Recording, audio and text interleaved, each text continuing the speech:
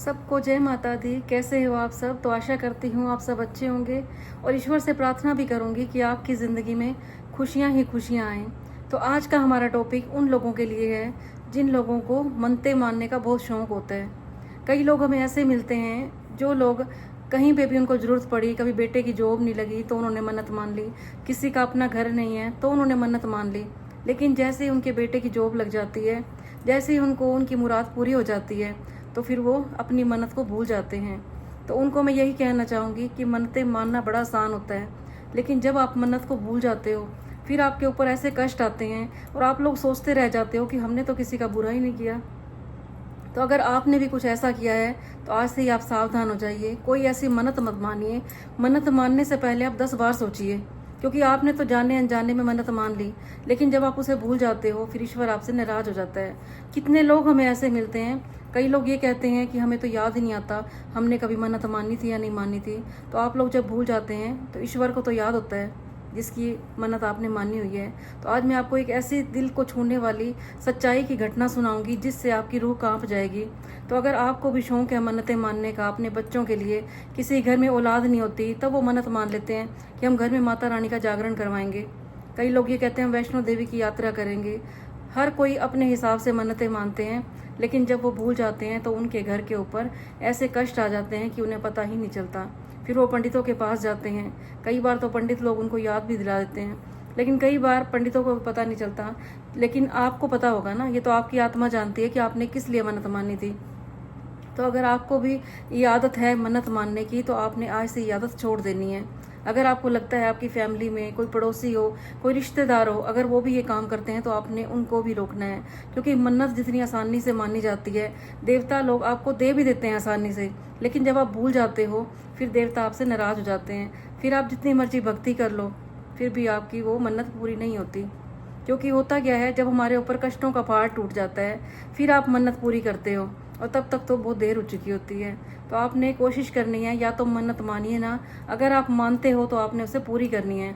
तो इस टाइम जो भी मुझे सुन रहे हो, अगर आपने भी जाने अनजाने में कभी मन्नत मानी हो, कभी अपने बच्चों की जॉब के लिए, कभी घर में औलाद के लिए, या किसी का अपना घर नहीं बन रहा होता, तो आपने आज ही वो मन्नत पूरी करने की ठान लेनी है।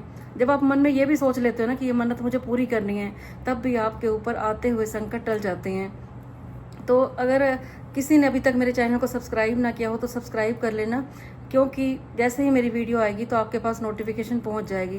तो अब मैं आपको बताऊंगी एक दिल को छूने वाली स्टोरी, बिल्कुल सच्ची घटना है ये।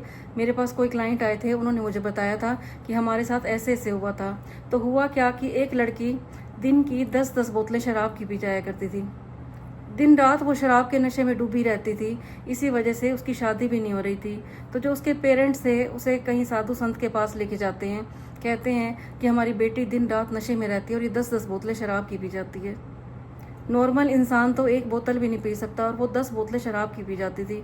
तो साधु ने बड़ा परेशान हुआ देख के, कहता ऐसा भी होता है। फिर साधु ने जब ध्यान लगाया तो उसने देखा कि इस लड़की के अंदर कोई जिन है। उसने पहले ये अंदाज़ा लगाया और उसके पेरेंट्स को बताया कि ये लड़की नहीं है, इसके अंदर जो जिन बैठा है ना वो शराब पीता है, तो आपको इसे रोज़ मेरे पास लेके आना पड़ेगा।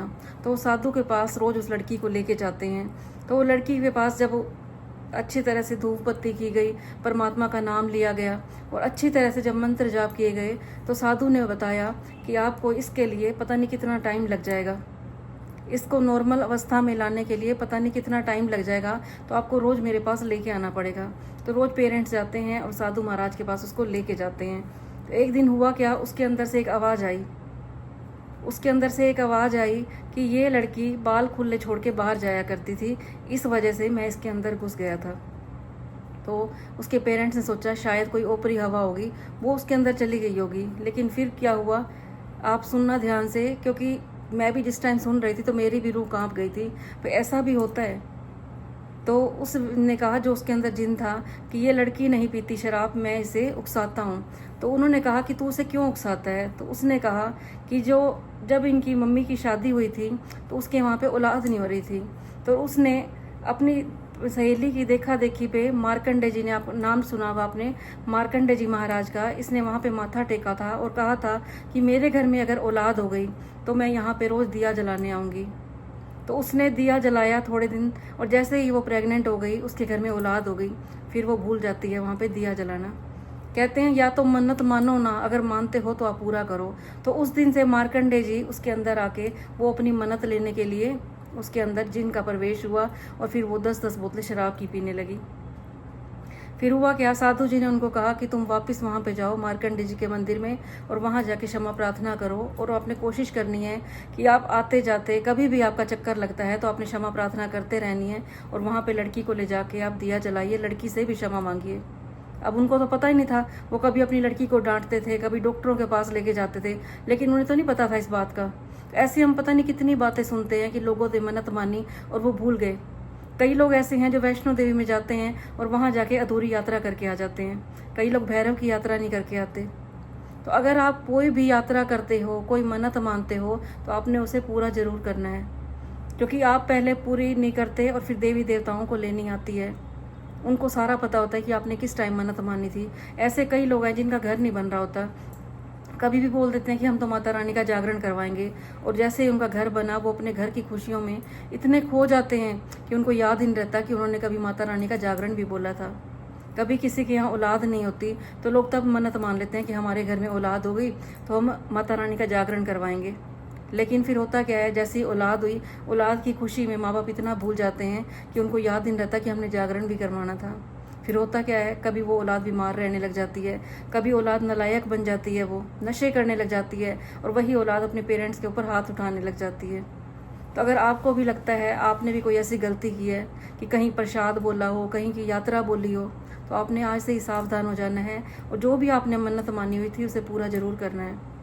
जैसे उस लड़की के अंदर देखो, मार्कंडे जी महाराज जी ने आके कैसे अपनी मन्नत पूरी करवाई, और वो लड़की को लेके कभी डॉक्टरों के पास जा रहे थे, कभी फकीरों के पास लेके जा रहे थे, लेकिन किसी को समझ नहीं आ रही, क्योंकि हमारी मुसीबत भी वही समझ सकते हैं जिनके अंदर बहुत शक्ति होती है। ऐसा तो दुनिया बैठी हुई है। तो उम्मीद करती हूँ आपको मेरी बातें अच्छी लगी होंगी। अच्छी लगी हो तो इन्हें लाइक कर देना, और ऐसे व्यक्ति के पास शेयर कर देना जो बहुत परेशान होते हैं, क्योंकि पता नहीं किसकी बात किसके दिल को लग जाती है और हमारी किस्मत का द्वार खुल जाता है। तो कल फिर मैं आपके पास आऊँगी ऐसी ही अच्छी सच्ची बातें लेके, क्योंकि मैं आपको सुनी सुनाई बातें नहीं सुनाया करती, जो रियल घटनाएं होती हैं मैं वही आपसे शेयर करती हूँ। मैं आपको कोई उपाय भी बताती हूँ, टिप्स भी बताती हूँ मैं आपको, तो सारे वो सच्चाई पे होते हैं। तब तक के लिए सबको जय माता दी।